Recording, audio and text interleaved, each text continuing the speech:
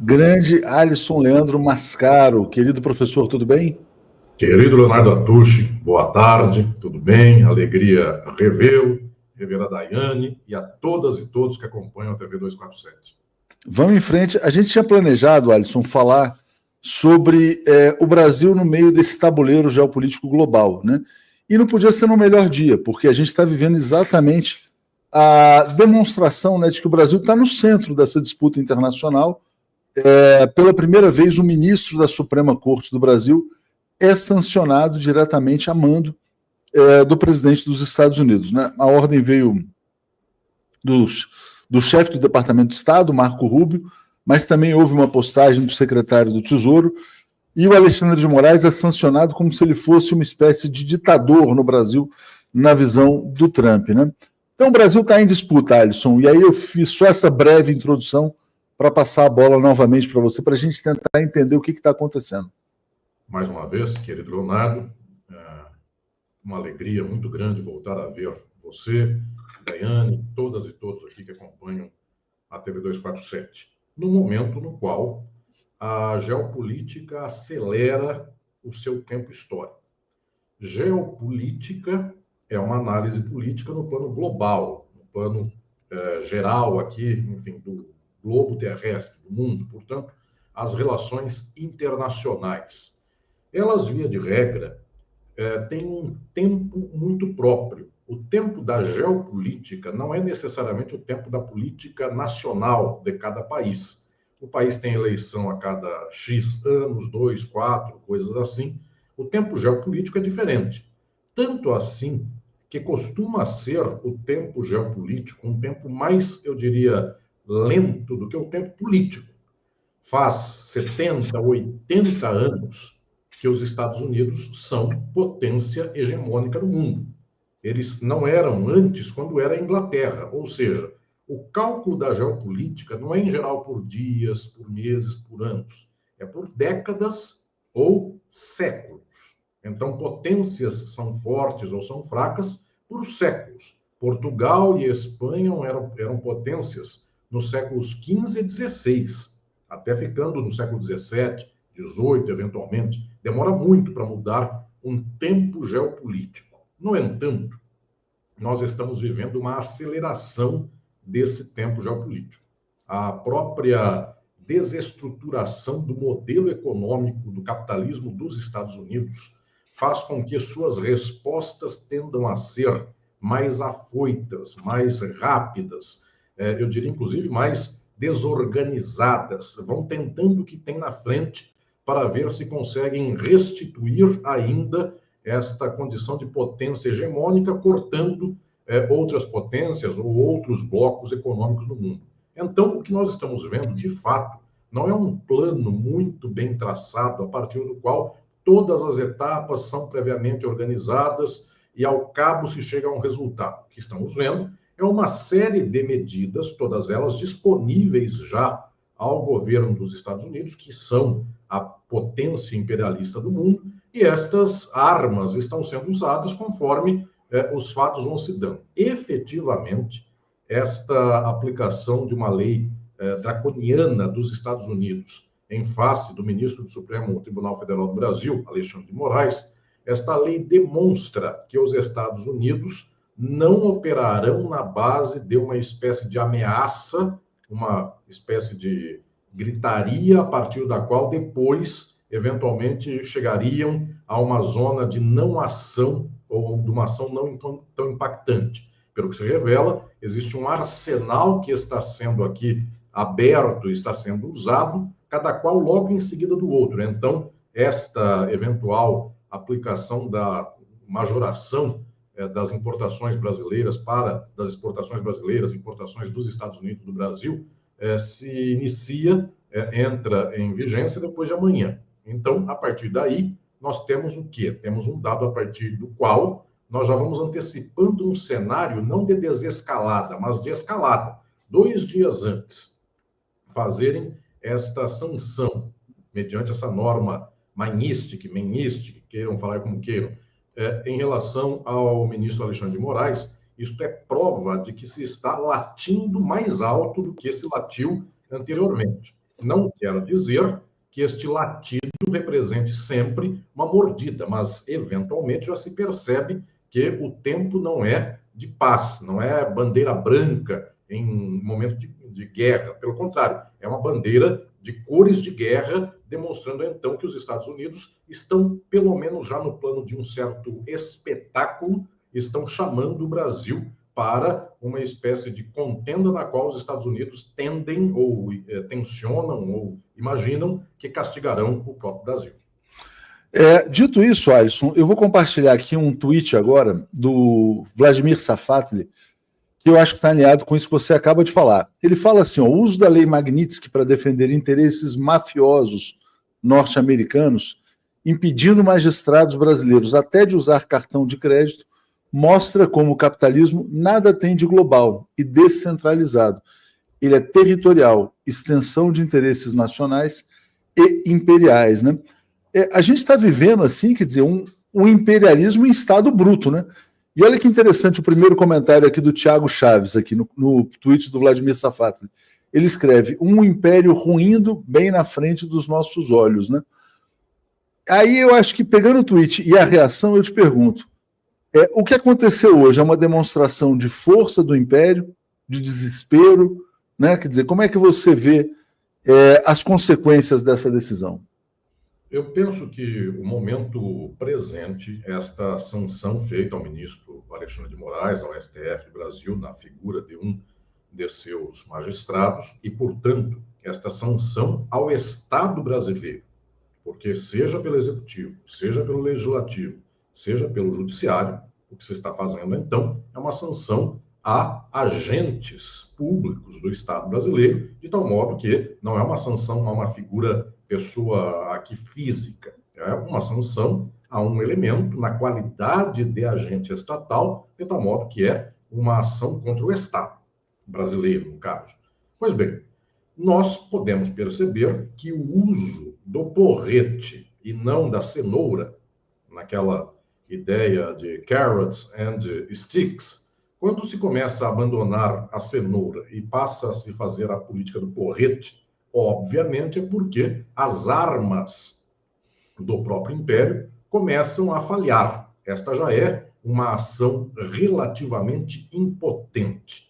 Toda vez que alguém não consegue construir caminhos por positividade, por, eu diria, encantamento, que seria o caso da cenoura, ou seja, por Hollywood, por uma forma de ideologia a partir da qual o brasileiro gostasse dos Estados Unidos, porque os Estados Unidos são a pátria de qualquer coisa que se queira inventar, liberdade ou riqueza ou algo assim. Quando já vai se esgotando esse arsenal de cenouras para dar para os povos do mundo, sobra o porrete. Então, isto sim é um sinal de fraqueza, é um sinal de que a reprodução econômica do capitalismo na sua instalação, na sua versão imperialista estadunidense, está falhando naquela modalidade de uma reprodução de longo prazo, porque está batendo, não está convencendo o mundo, está se colocando em contenda contra o mundo.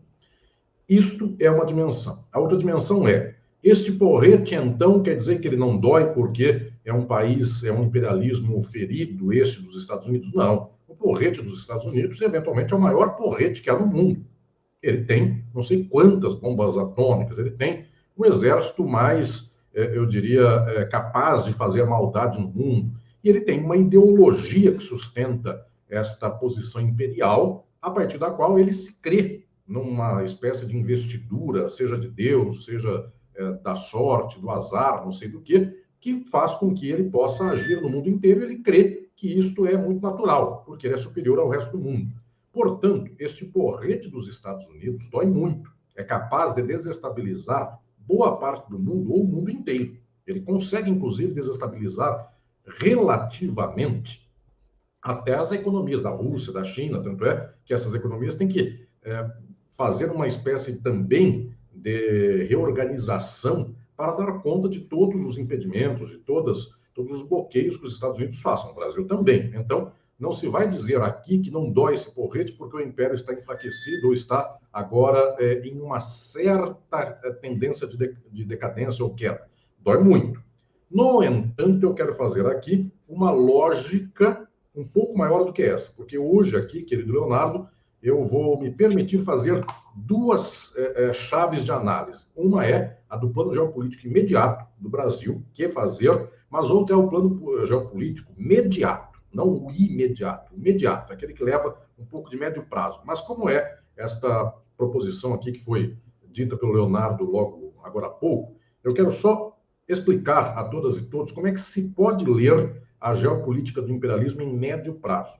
2008 houve uma enorme crise do capitalismo central, uma crise do mercado de derivativos, uma crise financeira, bancos quebraram, toda uma sequência de quebras do capitalismo central. Pois bem, de 2008 até agora, o capitalismo central quebrou a ponto dele ruir de uma vez só? Não. Ele teve o porrete suficiente para fazer com que, de 2008 até agora, já se vão aí 17 anos tentando aguentar este sistema no modo pelo qual ele está. Então, pode-se dizer que o imperialismo foi vitorioso no sentido de não se deixar destruir de uma vez só.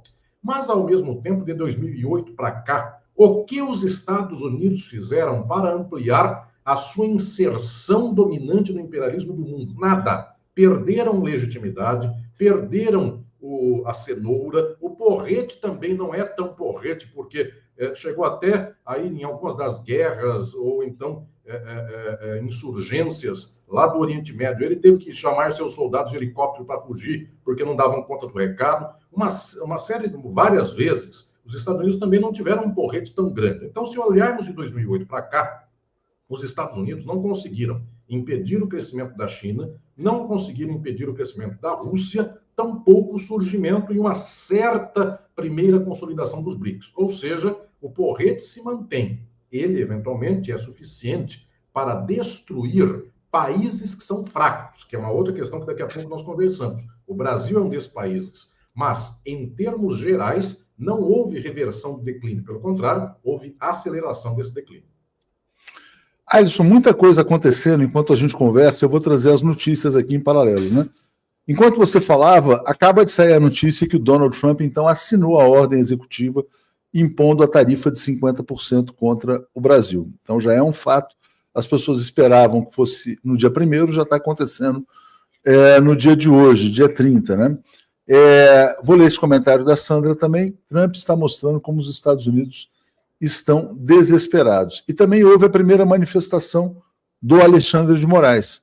O Alexandre de Moraes disse que, segundo uma matéria do Valor Econômico, ele disse a aliados, interlocutores, não é uma declaração oficial, que ele não tem nenhum bem, nenhum ativo nos Estados Unidos e que essa lei não o afetará.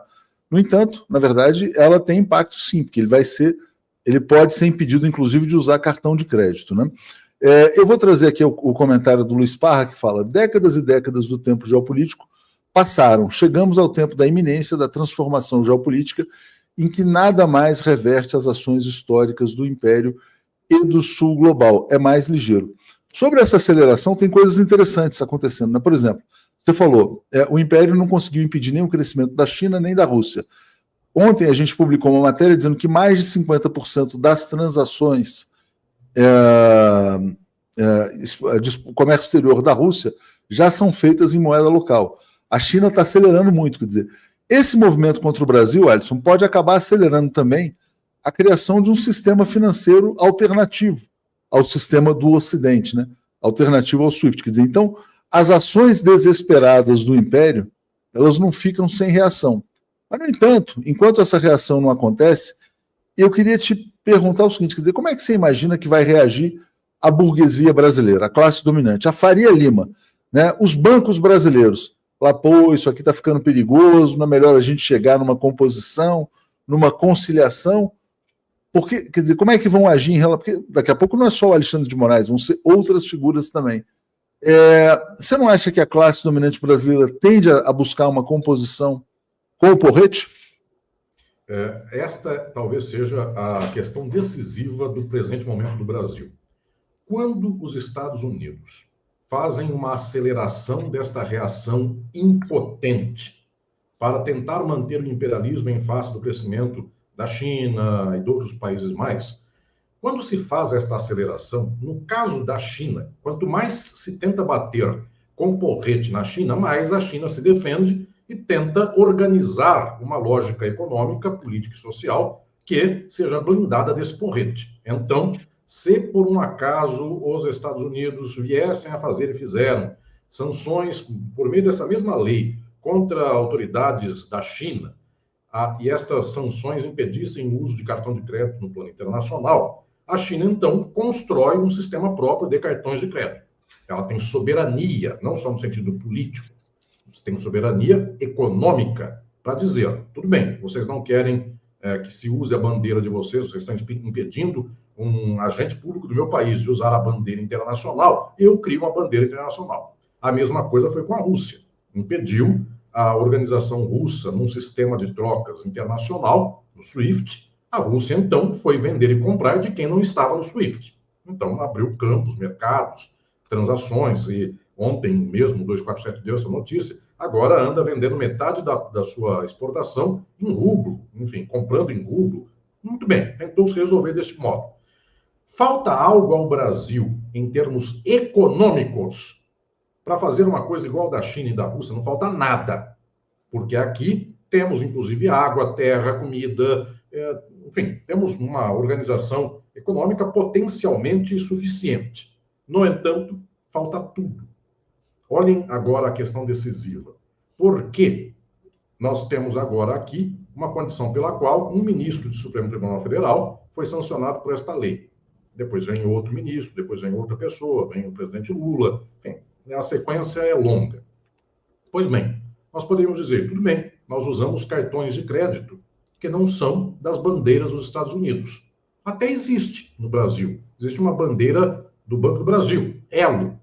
No entanto, se começarmos a usar essa bandeira Elo, o Banco do Brasil tem agência nos Estados Unidos. O Banco do Brasil transaciona, faz exportação e importação mediante dólar. Então, a bandeira de cartão de crédito que tem o Brasil tem e, ao mesmo tempo, não tem, porque está pronta, pode-se usar, só que, para enfrentar o imperialismo, é preciso dizer, então, o Brasil toma a decisão de que terá um sistema bancário, um sistema financeiro, com os países que tenham tratamento livre, digno, respeitável com o próprio Brasil. E está cheio de países do mundo que poderia fazer essa transação. Volto a dizer, podemos transacionar com a China sem passar pelo dólar dos Estados Unidos.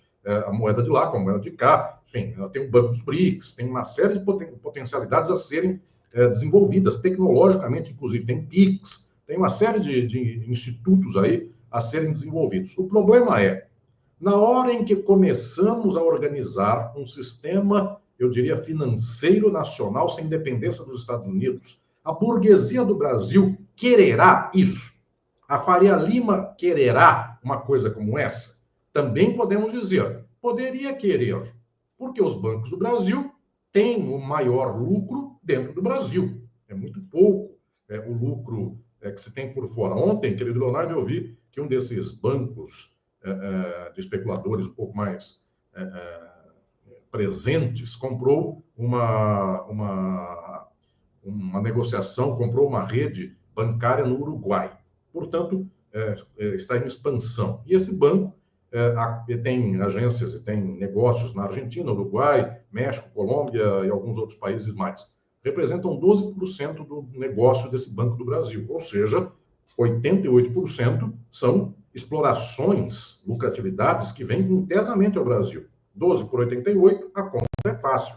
Bancos do Brasil, especuladores do Brasil, vivem do dinheiro do Brasil. Sangram, inclusive, esses juros extorsivos horrendos que são pagos a partir dos títulos da dívida pública do Brasil, Banco Central. Então, poderiam viver, mas querem poder viver explorando o povo brasileiro sem ver o Pato Donald, sem andar por Nova York pensando que estão na capital do mundo, querem eventualmente chegar em Paris e terem dificuldade de passar no cartão de crédito, porque lá os dois grandes cartões do mundo, eventualmente eles vão ter algum bloqueio, porque cartão do Banco do Brasil, provavelmente não é qualquer lugar de Paris que vai aceitar uma bandeirinha como essa, ou eventualmente nenhum lugar de Paris aceita uma bandeirinha como tal. Ele vai aceitar carregar euro para pagar no dinheirinho. Então, efetivamente, tem uma tendência da burguesia do Brasil a querer ser profundamente submissa e lacaia dos Estados Unidos. Agora, recursos nós temos, possibilidades nós temos. A China e a Rússia também tiveram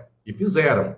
Temos soberania econômica, temos ideologia suficiente da nossa classe burguesa para fazer isso. E mais que isso, se a burguesia não tivesse essa ideologia, temos povo cultivado ideologicamente para fazer essa luta? Nós não temos. O povo levanta a bandeira dos Estados Unidos. Então, infelizmente, enquanto o Pato Donald estiver na nossa cabeça e o que está na nossa carteira como cartão de crédito é uma bandeirinha dos Estados Unidos, nós temos dificuldade de fazer aquilo que seria possível fazer.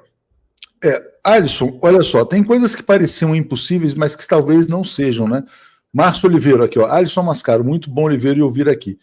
Essa pergunta do Antônio Ribeiro, né? As reservas brasileiras correm risco? Depois do que aconteceu hoje, na minha opinião, elas correm risco sim. Quer dizer, como é uma guerra dos Estados Unidos contra o Brasil, eu não me surpreenderei se o governo estadunidense decidir simplesmente roubar ou congelar as reservas brasileiras numa escalada, como já foi feito, né, com o ouro da Venezuela, com as reservas internacionais da Rússia.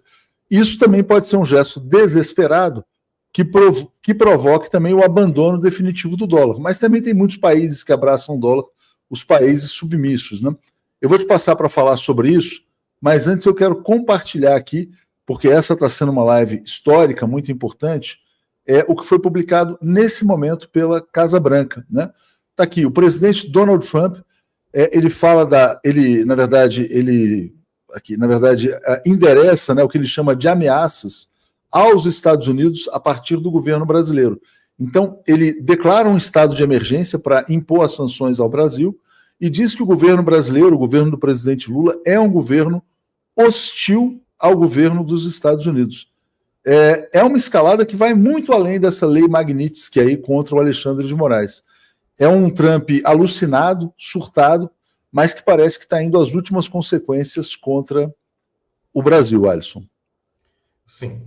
Em primeiro lugar, estas ameaças do presidente Trump dos Estados Unidos ao presidente Lula engrandecem enormemente o presidente Lula. Enfim, termos inimigos é algo notável da grandeza de luta. Enfim, sabem as queridas companheiras e companheiros que me acompanham o quanto eu tive que passar por esse tempo por uma perseguição atroz. Enfim, e via de regra não se perseguiria cachorro morto, não se perseguiria voz que não se escuta, e também, se o presidente Lula, digo aqui, fosse alguém cujas ações não representassem um símbolo de ameaça, e o Brasil, ele próprio, não fosse o país que eventualmente não se faria tudo isso que se fez. Observemos nós o que a União Europeia fez esta semana mesmo, ou no final de semana passada, mas se eu não me engano foi segunda-feira, o que fez em termos de condição lacaia dos Estados Unidos, ou seja, os Estados Unidos aumentaram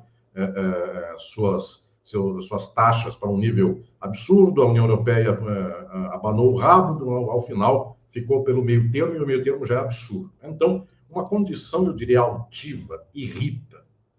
Uma condição de luta irrita o Império. O Império tem tentáculos, enfim, ONGs, eu quero aqui dizer hoje, porque neste mês as investigações que estão correndo das minhas questões descobriram conexões com ONGs imperialistas, da perseguição que eu sofri. Estas ONGs preparam um terreno, porque quando vêm os Estados Unidos e dão esta porretada em cima do Brasil, não creiam as senhoras e os senhores que não haverá ONGs imperialistas aqui no Brasil que vão dizer, temos que pensar direito, não podemos esgarçar, porque essa gente come nas mãos dos Estados Unidos e, eventualmente, recebe em dólar. Então, o que eu estou dizendo é que nós temos aqui um quadro a partir do qual a nossa consciência, a nossa ideologia, todo este movimento das ideias não tem soberania, porque muita gente no Brasil pensa com a cabeça dos Estados Unidos. Muita gente do Brasil é lacaia. Olhem para a Faria Lima, olhem como é que restaurante nas imediações da Faria Lima, loja, chama shopping center, um local no qual existe lá um centro comercial. Nós falamos em inglês. aquilo que poderíamos falar em português. Alguém vai dizer, mas o inglês é uma língua mais aperfeiçoada do que o português. O português descende do latim, o inglês é a língua bárbara. Então, não tenho o que dizer daqui que o português tenha vergonha. Tivemos Camões, enfim, tivemos Sá de Miranda, no tempo do Camões, gente espetacular, ninguém nem lembra quem é Sá de Miranda. Então, o que estou dizendo é que nós temos uma história, poderíamos cultivar nossa língua, poderíamos cultivar nosso orgulho brasileiro. No entanto, nós somos marcados por esta conexão muito dependente dos Estados Unidos. Nesse momento em que se dá esse enfrentamento, nós já sabemos de antemão algumas questões. Quais sejam? O presidente Lula dificilmente, ou para dizer aqui de modo redondo, absolutamente não é homem de baixar a cabeça do símbolo que ele é. Foi preso 580 dias, preso numa perseguição atroz desse lavajatismo desgraçado, porque eu estou aqui mais uma vez falando o que falei a vida inteira contra a Lava Jato, passei por uma Lava Jato, eu próprio, enfim, Atuche, querido, que é, eu volto a dizer aqui, o Émile Zola do século XXI do Brasil, sabe e levou à frente este combate a essa Lava Jato. Então, o presidente Lula não baixou a cabeça, não chorou, nada disso, enfrentou. No momento presente, será a mesma coisa. Não se espera que ele vá ligar para o Donald Trump e vá dizer, por favor, pelo amor de Deus. Isto, em hipótese qualquer, é um homem digno, tem uma estampa pessoal de dignidade. Foi preso não sei quantas vezes, desde o tempo da ditadura, quanto a isso, ok. Ao mesmo tempo, é um homem que não chama a sociedade à consciência ideológica. Mobiliza, age, maneja o que tem na mão.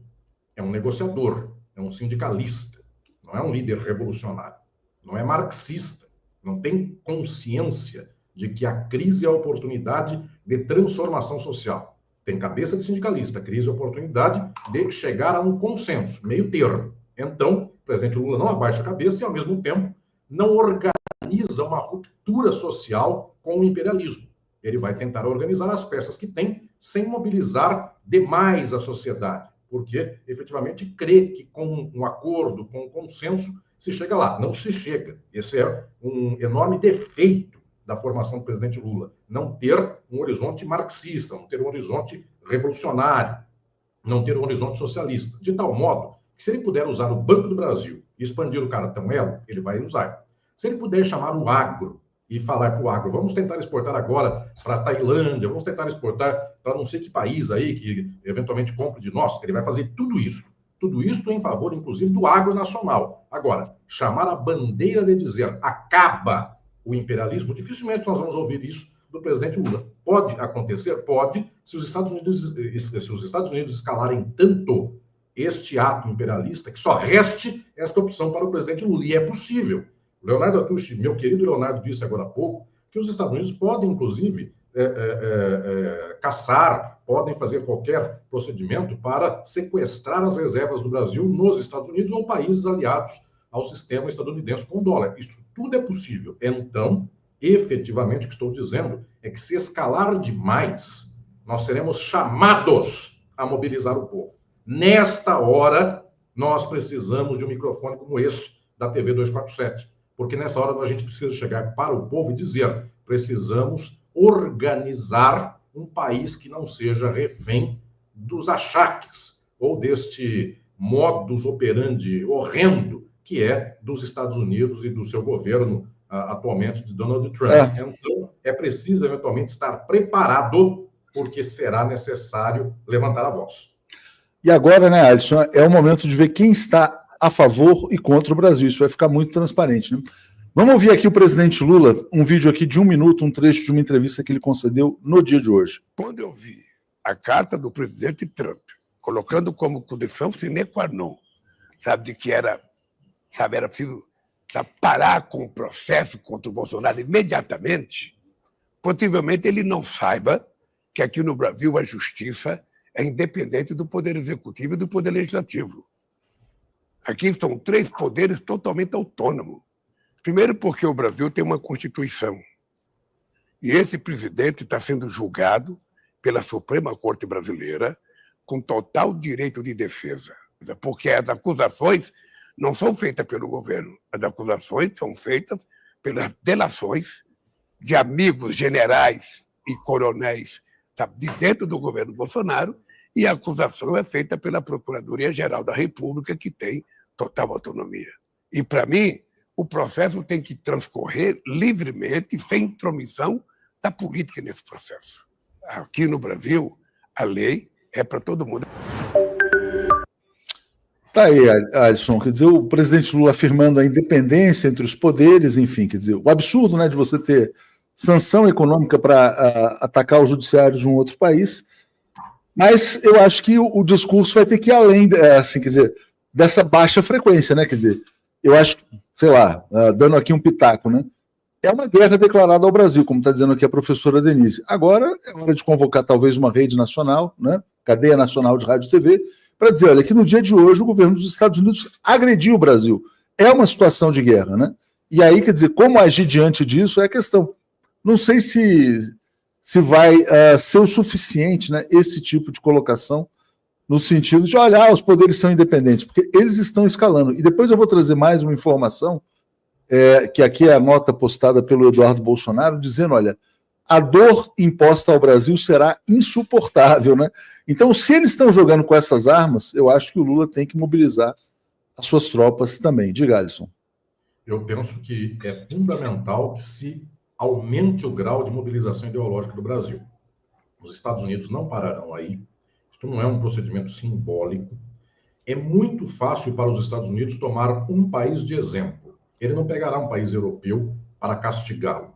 Os países europeus são muito grudados nos Estados Unidos, são parte do sistema OTAN, são parte de toda, eu diria, do xerox, do imediato, do dúplice dos Estados Unidos. Então, não vão castigar a França.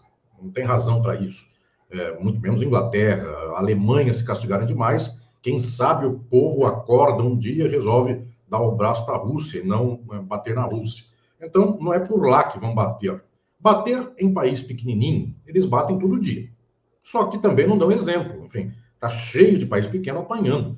A nossa população palestina, vivendo a tragédia do genocídio que está vivendo, não moveu o mundo para que parassem os Estados Unidos com este apoio a essa máquina de destruição que se faz em relação à Palestina. Então, um país pequeno pode destruir, que não para a geopolítica.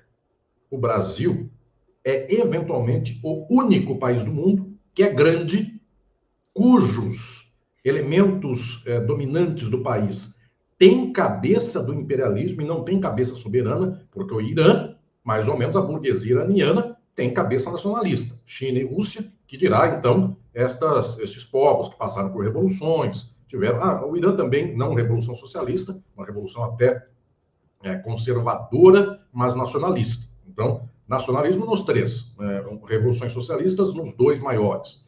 O Brasil não passou por nada disso. O que o Brasil teve de revolução foi contra-revoluções. Foram contra-revoluções para não deixar o país se perder à esquerda. 1964 não é nenhuma revolução redentora, como se tentou dizer. É uma contra-revolução de baixíssimo nível, do estilo quartelada, do estilo mais, enfim, dantesco. Enfim, podemos simbolizar na figura do Costa e Silva. Enfim, é isso aí o que tivemos. E acabou com João Figueiredo, enfim, que preferia cheiro de cavalo a cheiro de povo. Então, o que estou dizendo é que, efetivamente, o Brasil é sabido pelos Estados Unidos que o Brasil não tem uma classe burguesa soberana. A cabeça do Brasil é toda permeada pelos Estados Unidos. O exército do Brasil, as forças armadas do Brasil, não são defensoras do Brasil, são defensoras do acoplamento do Brasil aos Estados Unidos. Se tem tudo isso marcado, e mais um dado, se a Globo é defensora dos Estados Unidos contra o Brasil, se os meios de comunicação de massa, via de regra, são defensores dos Estados Unidos sobre o Brasil, e se até temos aqui uma espécie de domínio do mercado financeiro em tantos órgãos de comunicação do Brasil, porque é bom que se lembre que tem até jornal, que no final das contas é mercado financeiro, revista, que no final das contas é dominado pelo mercado financeiro, TV de internet, não sei quantos mais. Então, o que estou dizendo é que, efetivamente, nesse quadro, na hora que fecha tudo, sobra pouco. Sobram os microfones de sempre.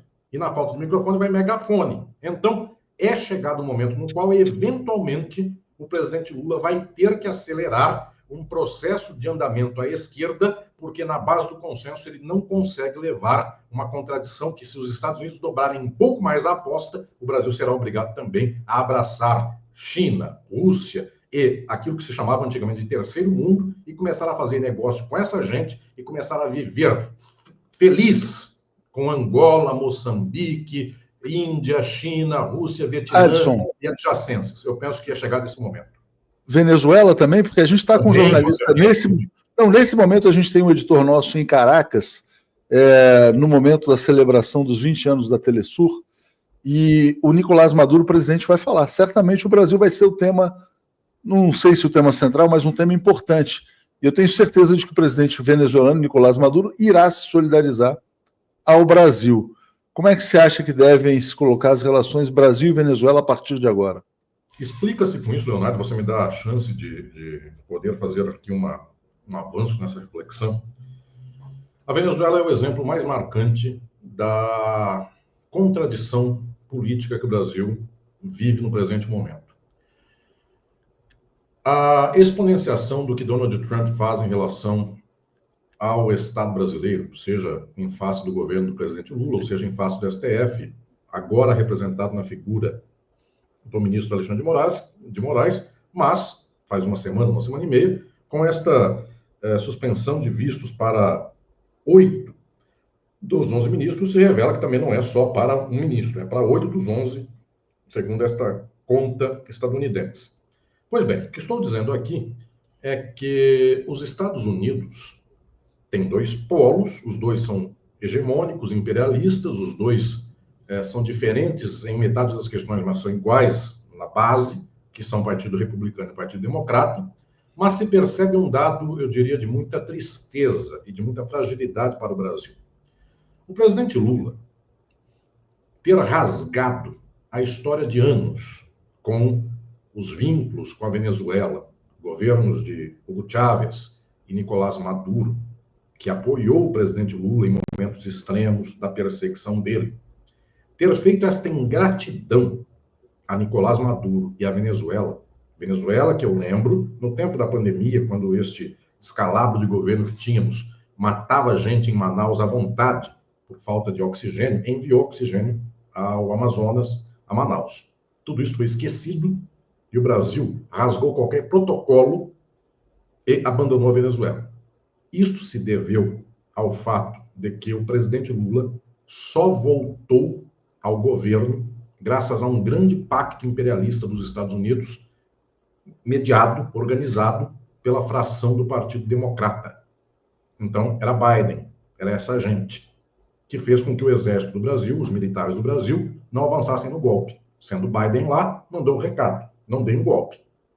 Aí ficaram nestas tentativas dessa gente aí que nós estamos vendo agora sendo julgadas, dessa gente sendo julgada, e não chegaram ao golpe efetivo. Pois bem, o que estou dizendo é que o governo Lula chegou a poder reassumir o mandato, assumir um novo mandato, porque ele se vinculou, se subordinou à política imperialista do Partido Democrata. E com isto, ele sangrou a Venezuela. Ele deu a Venezuela de presente. Algo que foi chocante pela tradição de Itamaraty. E agora, quando os Estados Unidos cambiaram de democrata para republicano e vieram com um porrete inteiro em cima do Brasil, o Brasil percebeu que fez uma política, eu diria, eu xingaria um palhaço se dissesse de palhaço, mas é uma política de fancaria, e esta política, então, faz com que o Brasil não saiba o que fazer com este país, historicamente amigo, cuja esquerda era amiga da esquerda do Brasil, e que a esquerda do Brasil está no governo traído. E curiosamente, Alisson, os Estados Unidos estão numa relação de até eventuais parcerias com a Venezuela e hostilidade em relação ao Brasil. Quer dizer, então, quem passou a fazer parte do eixo do mal agora, nesse momento, é o Brasil, na visão imperialista, e nem tanto a Venezuela, né? Porque agora há a exploração de petróleo lá da Chevron na Venezuela.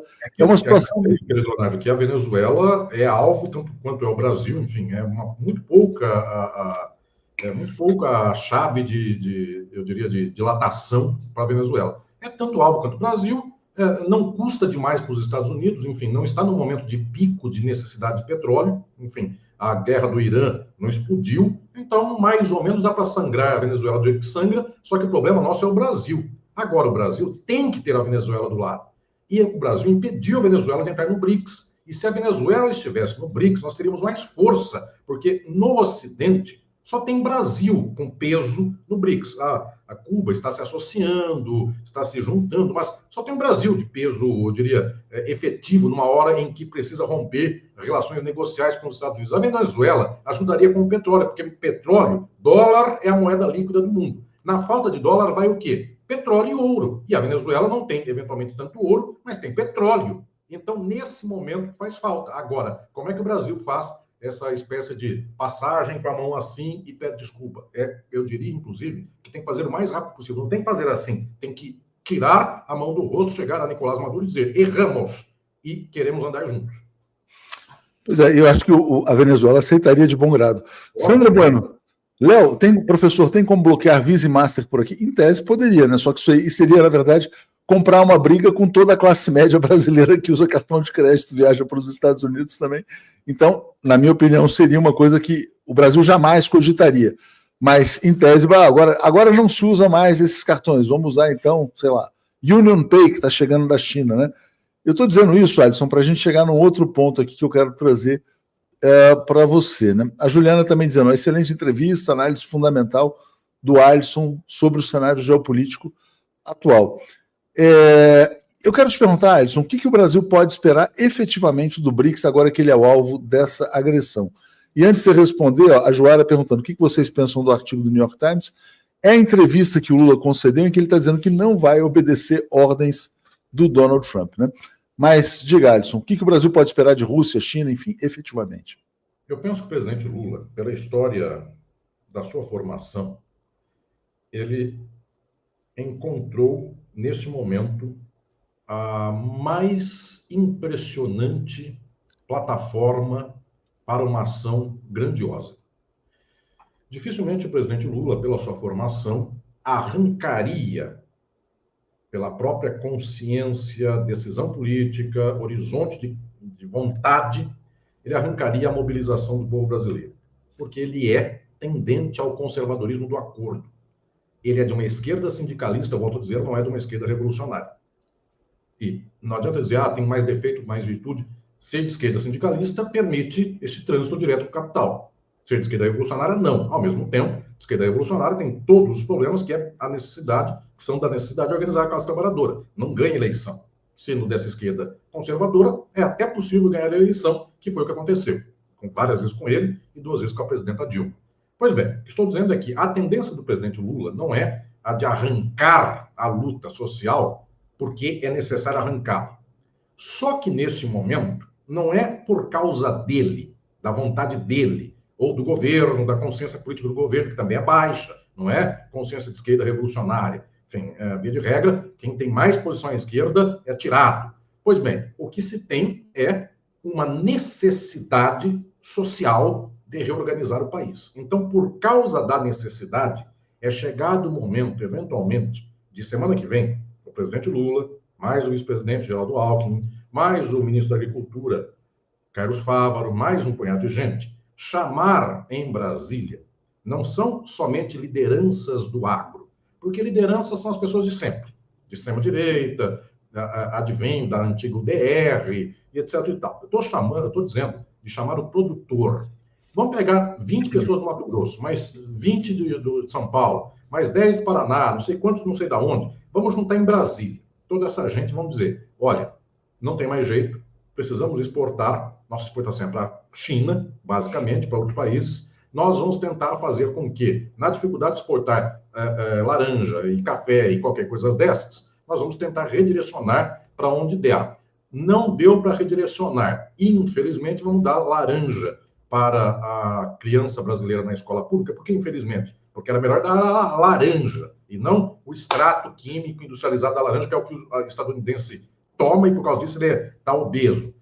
Vamos dar para as crianças do Brasil. Eu vou comprar de vocês. É a ação Getúlio Vargas. Quebrou o café brasileiro? Tudo bem, eu compro e queimo. Mas não precisa queimar café dessa vez e suco de laranja. Dá para as crianças. Quanta merenda escolar era péssima no Brasil, vamos dar suco de laranja para as crianças. Pois bem, o que estou dizendo aqui é que era a chance extraordinária do presidente Lula poder dar esse passo. Leonardo, se você me permite, muito raro eu falo de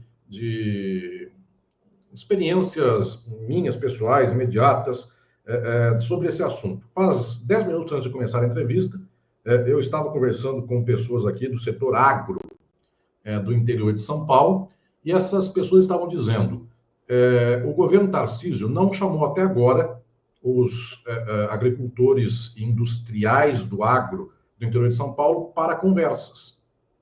E eles estão chocados, porque eles são todos antipetistas, eles são de direita declarada. Só que eles não têm interlocução, parou. Enfim, o governo do Estado não está fazendo nada pela classe dos produtores agrícolas de São Paulo. Então, é a chance. Neste momento, estou contando porque eu acabei de escutar isso 10 minutos antes de eu começar a entrevista. Estava tomando um café com representantes desse setor que me contaram uma coisa como essa.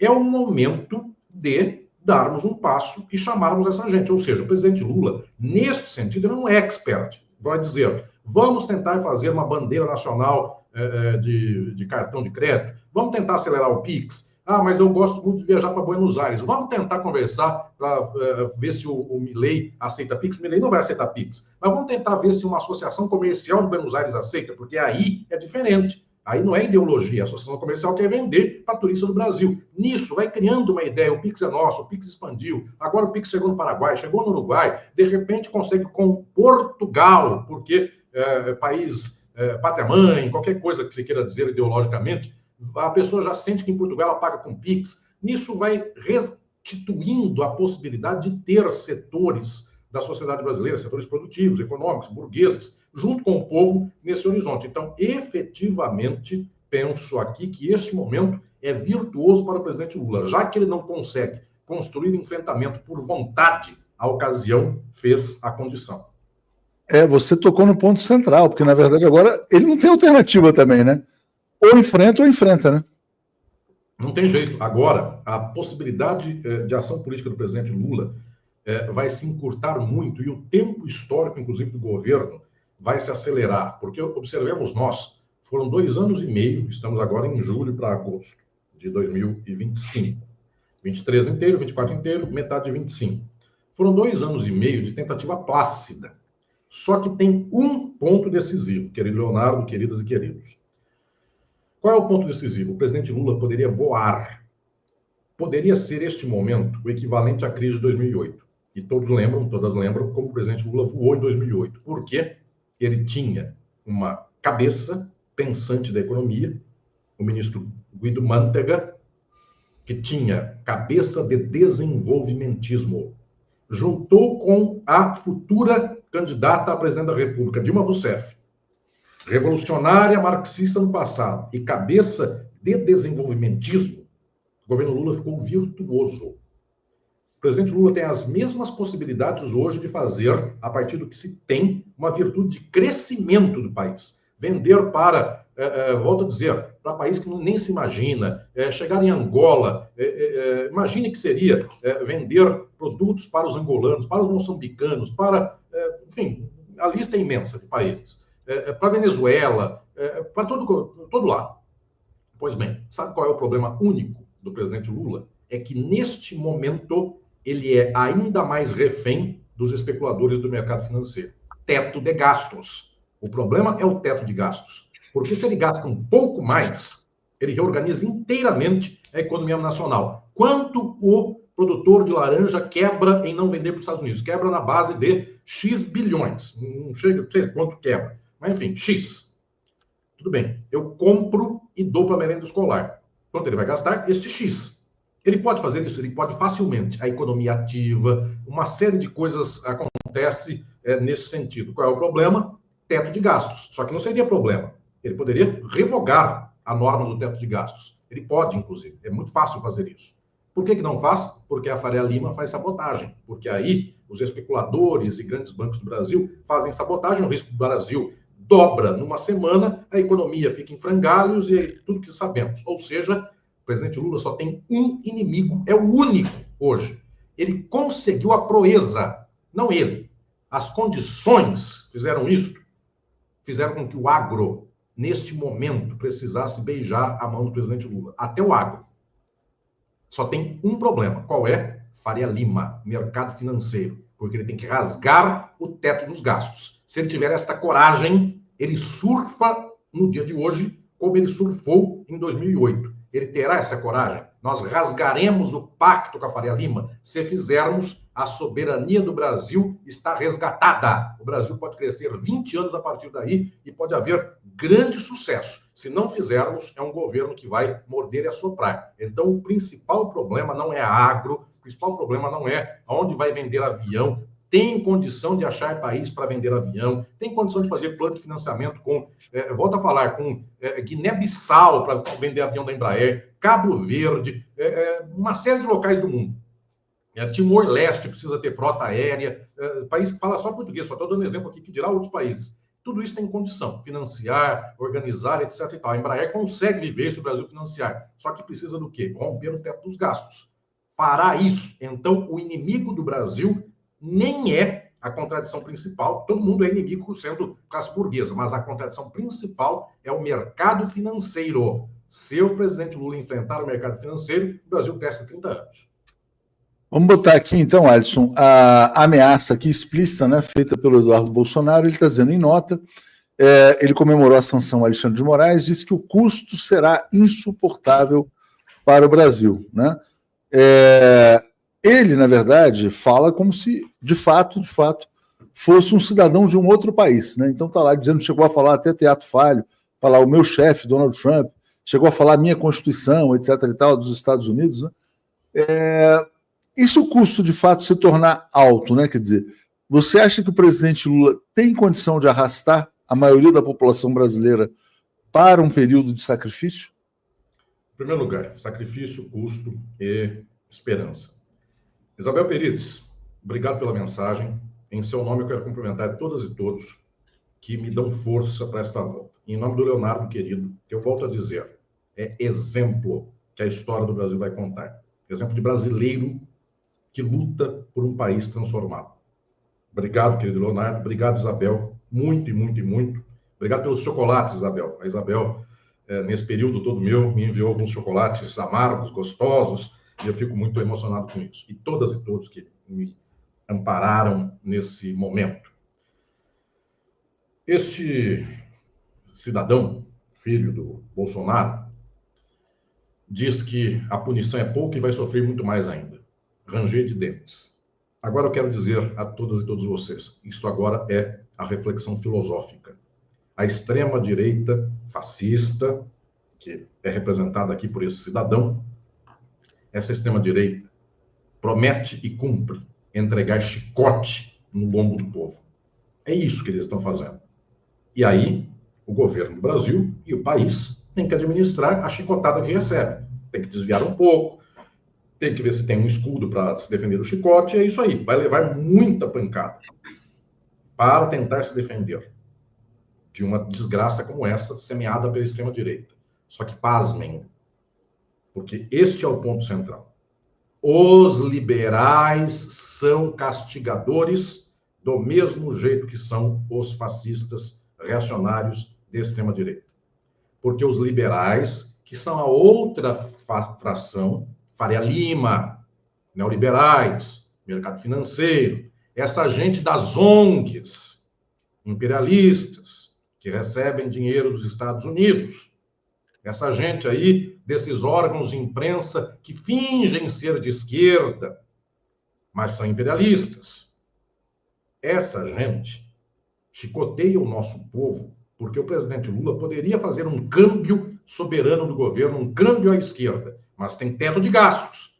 Se romper com o teto dos gastos, que pode romper em um segundo, juridicamente pode, vão elevar o custo do Brasil. A Globo vai fazer campanha de alarme ou qualquer coisa dessa. Então, liberais, vocês também são punitivistas. Vocês também são moralistas, hipócritas.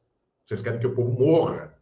Então, eu estou dizendo que este Eduardo Bolsonaro, que está anunciando que sofreremos muito mais, quando os liberais dizem assim para o presidente Lula, não pode romper o teto dos gastos, não pode comprar o avião da Embraer. Eu vou dar um exemplo aqui. cidade de Barra, na Bahia, é uma cidade antiquíssima, do século XVIII, XIX, histórica, não tem avião que vai para lá. Xique, do lado de Barra, não tem avião. Tem uma tal de Santo Inácio, a terra é a cidade perdida das lendas históricas do universo, cidade do ouro, não tem avião que chega para lá. Imagine que a Embraer perca 70 aviões de venda para os Estados Unidos. O presidente Lula diga assim: eu vou montar uma empresa aérea brasileira, nacional mesmo, e eu vou comprar esses 70 aviões. Vai fazer ligação Xique, São Bom Jesus da Barra com Salvador, vai fazer ligação de Uruguaiana com Porto Alegre, vai fazer ligação de Marabá com Belém, vai ser uma beleza. Enfim, eu estou dizendo que o Brasil comporta internamente 70 aviões. Minha cidade, natal, Catanduva, comportaria uma linha diária para São Paulo, mas não tem avião para isso. Araraquara não tem avião, São Carlos não tem ligação aérea. Ou seja, para dizer do interior rico de São Paulo, 70 aviões o Brasil absorve. Só que para isso o presidente Lula precisa comprar os aviões, porque não permitem teto dos gastos. Então, liberais, vocês que fazem colóquios nas universidades para discutir como o Trump é maligno e esse Eduardo Bolsonaro também vocês é que estão impedindo de salvar o país. Porque tem aonde enfiar avião. Vem de 30 dos 70 dos Estados Unidos para o exterior. Mais 40 fica para uma empresa brasileira, ou para que já estão, etc. O que eu estou dizendo é que os liberais matam o povo como também matam os reacionários. Então, eu não quero só que este cidadão que o povo chama de bananinha, eu não quero só que ele seja a representação do maligno. A Faria Lima é tão maligna quanto esse cara, só que a Faria Lima paga uma ONG para fazer um colóquio para discutir, nossa, como os Estados Unidos estão em crise civilizatória. E o Partido Democrata não é a crise? E essa gente liberal do Brasil não é a crise também? Então, meus queridos, minhas queridas, companheiras e companheiros, é o povo brasileiro que nos resta, é essa gente que fala seja, que fala pelo singular, que erra a pronúncia, essa gente que está passando fome, é o entregador de aplicativo, é a pessoa que está cortando cana, essa gente é que a gente tem que salvar. Se o agro não quiser vir com isso, que o presidente Lula compre todas as fazendas do latifúndio e dê para a Embrapa. Enfim, mas a gente começa a produzir para aquilo que necessita. E se o mercado financeiro também começa a custar demais, está na hora de começar a expropriar o mercado financeiro do Brasil. Em 3 tempos, é o mundo que vai querer o cartão de crédito do Brasil e não o Brasil que vai ficar refém de cartão de crédito dos outros. Mas aí é quase uma revolução, né? Quer dizer, você está convocando o Brasil a passar por uma revolução ou capitulação, né? É isso que está colocado aí. No final das contas, só sobrará essa hipótese. Só sobrará essa hipótese. Agora que a gente vai ver, vamos dizer assim, a onça beber água, né? Carmen Souza está dizendo que bom vê-lo, professor, sempre lúcido e inteligente.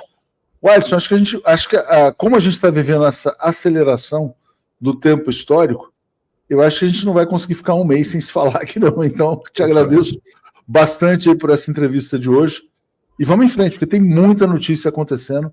Vamos trazer a Daiane aqui de volta e os convidados dela. Obrigado, Alisson, mais uma vez. Agradecer, Leonardo, querido, mais uma vez. Amanhã eu tenho uma conferência para uma universidade pública que será aberta e quem for às minhas redes sociais, joga meu nome lá, Alisson Mascaro, vai ter as informações, pode participar. Então é uma conferência, daqui 2 semanas, uma conferência também para a Federal do Espírito Santo. O Leonardo, inclusive, tem até hipótese de depois transmitir em algum horário da programação essa minha conferência, tratando sobre os temas do cancelamento, um tema fundamental, porque é o tema dos liberais, das ONGs, enfim, é o tema do imperialismo. Então, quem sabe transmitimos uma coisa como essa também, temos muito também de atividade. Não, e tocando sobre esse aspecto, né, na verdade, você foi vítima de um veículo de comunicação internacional, imperialista, que se apresenta como um veículo de esquerda, né? E acho, Alisson, que eles ainda devem muitas explicações, né? Por que fizeram o que fizeram com você, né? E agora a gente vê a USP, a Universidade de São Paulo, numa situação delicada. Eu sei que você talvez não possa falar, tem um procedimento lá aberto, mas pelas informações que se tem no processo, qualquer ato que se cometa contra você será uma violência. Eu acho que eles também estão em dificuldades para perpetrar o ato maligno, vamos dizer assim, né? Eles não têm nada, é vento. Então, veja a desgraça que é isso. Por isso eu volto a dizer, esse Bananinha é um problema, liberais são do mesmo naipe, apenas o Bananinha é tosco e os liberais fazem colóquio para matar o mundo. Exatamente. Obrigado, Alisson. Boa sorte. Obrigado, e a gente querido vê em breve. Daiane, todas e todos, Denise Assis, toda a equipe. Obrigado. Valeu, até breve. Obrigado. Abraços. Tchau, tchau. Daiane, tudo bem? Tudo caminhando. É curioso, né, essa sensação da gente, de repente, chegar para uma live, para uma transmissão e descobrir que o Império está em guerra contra o Brasil. Essa é a realidade. O que está acontecendo hoje é uma guerra dos Estados Unidos contra o Brasil e os brasileiros. Né? É o governo Trump, né? O Trump tem essa característica. É uma extrema-direita que se movimenta muito de forma pirotécnica, né? Às vezes, esse movimento todo tem um objetivo que está muito por baixo ali. O papel nosso aqui é justamente trazer esses elementos, porque faz muita pirotecnia, faz muito barulho, assina o documento, bota a semana que vem, fala com um, bota muita gente para falar e usa a internet, e por baixo vai conduzindo um caminho que a gente tem que ficar atento, né? Quais são os interesses do Trump, do governo Trump, dos Estados Unidos com a América Latina, por exemplo. Né? Mas por mais que seja assim, o governo Trump, quer dizer, ele está no comando, né? Ele está no comando dos Estados Unidos. E é interessante, o Lula vinha adotando uma postura relativamente branda, né? Dizendo, não, olha, eu quero mostrar para o Trump que ele foi enganado pelo Eduardo Bolsonaro, que recebeu informações equivocadas. Obviamente, quer dizer, o Trump e o Bolsonaro fazem parte da mesma organização, que é a Internacional Fascista, né, que ela não existe formalmente, mas é uma rede de políticos de extrema-direita. O que os Estados Unidos fizeram com o Brasil no dia de hoje é um ato de guerra. Né? É um ato de guerra, e como é que o Brasil, país mais fraco, vai responder a esse ato de guerra? Eu acho que é essa questão que está colocada, né? Quer dizer, é uma situação extremamente complexa que o Brasil nunca viveu, de ser, na verdade, alvo de uma guerra declarada pelo país mais forte ainda do ponto de vista militar, econômico, enfim. Vamos ver o que vai acontecer. Mas quem que vai estar aí com você? Você tem convidados aí, não? Tem a Denise, ela está dizendo que não está conseguindo entrar, enfim, estou aguardando ela aqui, mas pode deixar que eu conduza aqui. Não, vamos ficar aqui e vamos trazer o Alisson enquanto a Denise não chega aqui, então. Que ótimo, prazer sempre falar com ele. Até, Alisson, para você cumprimentar a Daiane aqui conosco, a Denise está chegando aqui também. Eu queria até aproveitando isso, quer dizer, eu estava classificando esse ato americano como um ato de guerra aqui contra o Brasil, né? Você acha que no limite isso pode virar uma ação militar só para... E a gente vai ter a Denise chegando aqui em instantes, né? Que também entende muito sobre a situação militar. Agora ela apareceu aqui para a gente. Vamos só ouvir o Alisson responder essa questão e a gente faz a transição aqui para a Denise. Como é que você vê, Alisson? Matando essa curiosidade, pode chegar a esse nível de violência? Eu quero lembrar que a própria Denise Assis, ela... Então vamos trazer a Denise aqui, vamos trazer a Denise também, pronto. Opa, tudo bem, Mascaro?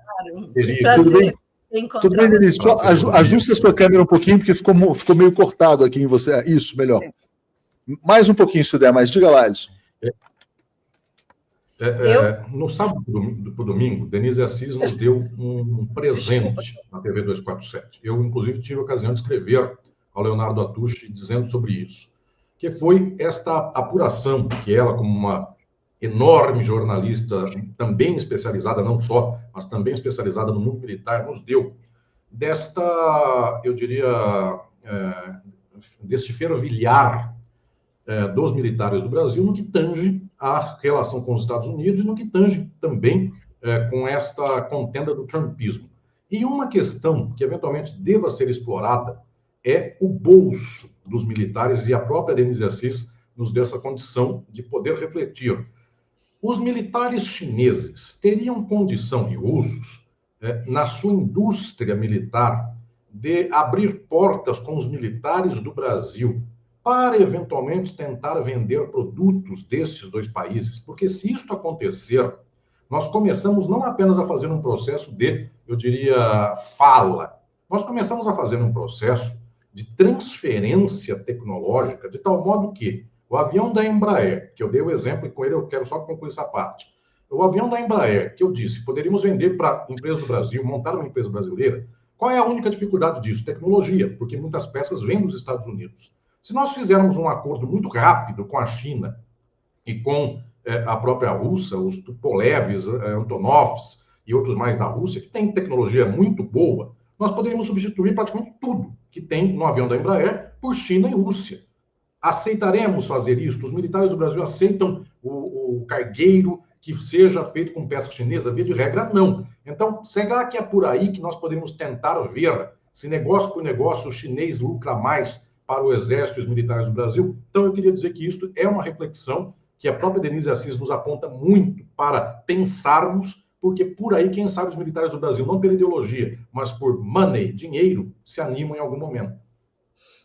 Exatamente. Denise, algum comentário aí? Diga. Sim, o meu artigo apontou exatamente para isso. Eles mandaram um recado absolutamente duro, se meteram numa conversa que não era deles, exatamente para impor a ideologia e para dizer China e Rússia não, mesmo eles tendo feito um exercício com uma equipe de militares chineses no meio do ano passado, entraram em contato, mas eles estão arraigados, apegados naquela velha ideologia de que Rússia e China são comunistas e eles não negociarão com a China e a Rússia. Foi o recado que eles mandaram para o Lula. Então, infelizmente, eu digo isso no artigo, quando os Estados Unidos radicalizarem e disserem não vamos mais vender, como que eles vão se virar, a não ser apelando para esses mercados? Eu quero ver o que eles vão fazer, mas o recado foi muito duro nesse sentido. Ideologia, em primeiro lugar, aquela velha ideologia que eles ainda ensinam as antigas lições nos quartéis, como cantou Vandré, eles estão apegados àquilo, e China e Rússia, eles não negociam. Eu acho isso um absurdo. Foi a denúncia que eu fiz, repercutiu bastante, segundo o Léo, o artigo, exatamente porque eles mandaram esse recado. É isso, gente. Bom, eu vou sair aqui. Alisson, obrigado. Vou deixar aqui Tayane. Obrigada, Alisson. Abraços, valeu. Tchau, Léo. Obrigada.